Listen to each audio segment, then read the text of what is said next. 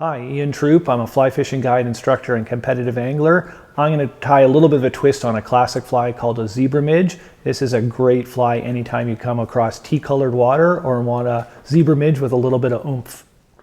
All right, so I'm going to tie you a version of a zebra midge. So just the basic zebra midge is a great fly to have. It's almost like a must-have, and I'm sure a staple in any fly box. Here's a little bit of a juiced-up version. Give you a little bit of this one works really well in kind of tea-colored water, like so the Grand. I personally got this pattern in Ireland, one of their top river anglers. It was his go-to, and it's a fantastic fly. So I really just fish a silver bead on this one, kind of like zebra midge style. I've got a 16. I really like this one in a 16. You can tie it in 14 for sure. I'll go much bigger than a 14. Again, 14 to 18 range. You could tie it on a jig hook.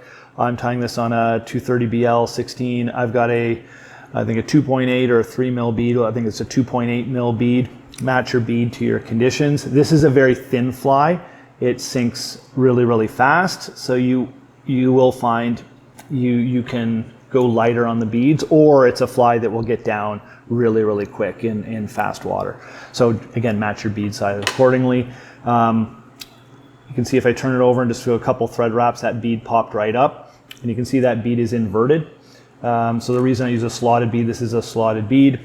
It'll give you a healthy gap, especially when the hooks get smaller between the hook eye and the point. A jig hook tends to be a little bit more closer to the hook point, although the 450 is pretty good with that one. But this is a great way to get the effect of a jig hook with it inverting by keeping a healthy space there. And plus I like the look of it on the zebra midge. So regular zebra midge, for those who don't know it, there's about probably 1 million tying videos on it. It may be one of the easiest flies of all time. Black thread you can tie zebra midges in all of different colors. I tend to just keep it pretty simple and black. Grab your favorite silver wire. I'm just a thin silver wire. I tend to not use anything but silver wire with this one. It's the standard, and I have felt no reason to adjust it. So catch in your silver wire, just like you would any other zebra midge.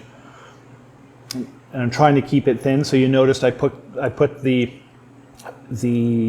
bring the thread wraps down. I waited, I put the wire in and then ran the thread down the hook. That's just a trick to keep it thin. Again, if I had thick wire, it'd be thickening the body. I'm again going to go for a little bit of a full body here. So I'm taking it right to the bend of the hook. Again, not a fly I like to tie short.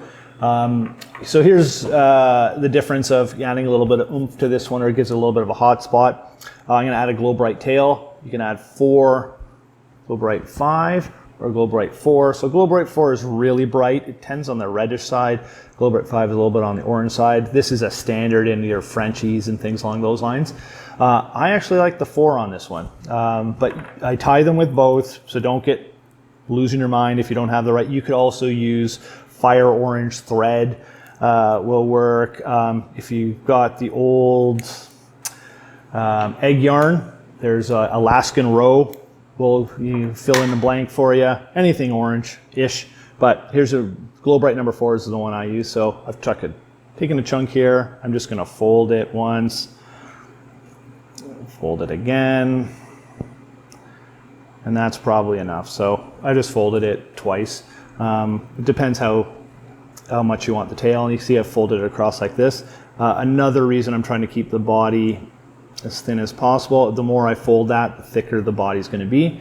So now I'm going to catch that in and run my thread down that, or do a bad job of catching it in and make sure I catch it again.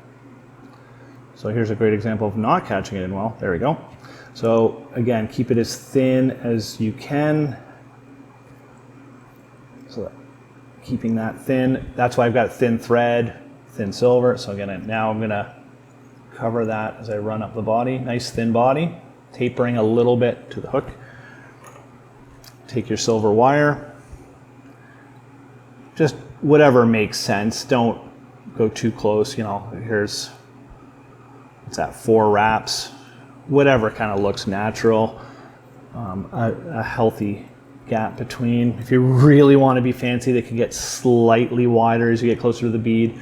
No fishing difference at all, just make you feel better because it ties a nice fly. Two ways of getting rid of that wire. You can turn it with your hand or just cut it. I always like to cut the tail now. I don't go super long in the tail, so you can see the bend of the hook. I just come up the bend of the hook and have a little hot spot. So the tail is not really protruding much past. I don't go very long. It's just a little bit of a hot spot. I'm not going to add UV to this. The thread is good enough. It's durable enough. If you want, you could add Sally Hansen's. You could put super glue on it. You could UV it. Fly is durable enough. It's just, to me, a waste of time. But do what you want. Then I'm going to grab your crappiest CDC feather you can find. I found this really crappy little one sitting here. Just take a chunk. I'm just looking for a few fibers. This is an optional step, but it's how the original was shown to me. So you're just going to put an overwing, like we're kind of tying like the world's worst F-fly. So just close to the tail, put it in there, about the length of the body, couple cinch it in front, and cut it off. And I don't even care about that little tuft on top. I just do that. So I end up with this little tuft on top. I bend it back, put a couple wraps in front. There you go. Little wing case. Catches some bubbles, gives it a little bit of life, but you can notice it's really, really thin. I'm not trying to in any way impede this fly's ability to sink. This is where I'll bring in the super glue. This is just to lock it in. This is a very, very durable fly. You're most likely going to lose it on the bottom before it ever disintegrates on you, so I might as well lock it in with some super glue on the thread. There is your, and then tie off. If you can tie off. I'm still learning. There you go, whip finish, there it comes. There you have the kind of juiced up version or a hot spot zebra midge. This is a really, really good pattern for me. Anywhere there's tea colored water, have it, have fun, enjoy.